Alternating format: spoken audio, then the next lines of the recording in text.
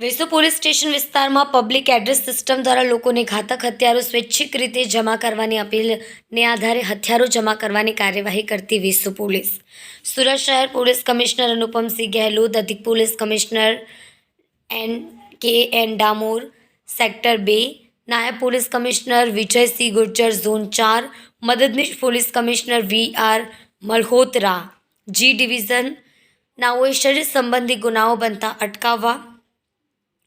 માટે વિસ્તારમાં જઈને લોકોને અપીલ કરી ઘાતક હથિયારો જમા કરવાની કાર્યવાહી કરવાની સૂચના અને માર્ગદર્શન આપ્યું. જે અનુસંધાને વેસુ પોલીસ સ્ટેશન વિસ્તારમાં આવેલ એવા વિસ્તારો કે જેમાં આવા હથિયારો મળી આવવાની સંભાવના હોય અથવા નાની નાની બાબતોમાં ઉશ્કેરાટમાં હથિયારોથી ઘાતક હુમલા થતા હોય, આવા બનાવો રોકવા, આવા બનાવ ન બને તે માટે વેસુ પોલીસ સ્ટેશનના પોલીસ ઇન્સ્પેક્ટર DU બારડ નાઓની અલગ અલગ ટીમ બનાવી સર્વેલન્સ સ્ટાફના માણસોએ એક અનોખી પહેલ શરૂ કરી છે.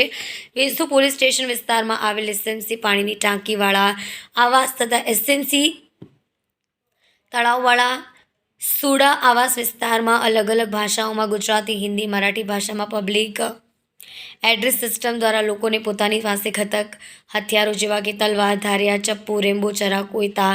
લોખંડના પાઇપ, સળિયા, લાકડાના ફટકા, ફારસી વગેરે જેવા હથિયારો જેઓ પાસે ગેરકાયદેસર હોય પોલીસ સમક્ષ અથવા પોલીસ સ્ટેશન ખાતે જમા કરાવવા માટે સમજણ આપી અપીલ કરવામાં આવી. જો તેમ કરવામાં નહીં આવે તો પોલીસ દ્વારા કોમ્બિંગની કામગીરી કરવામાં આવશે. દરમિયાન આરોપીઓના આવા હથિયાર મળશે તો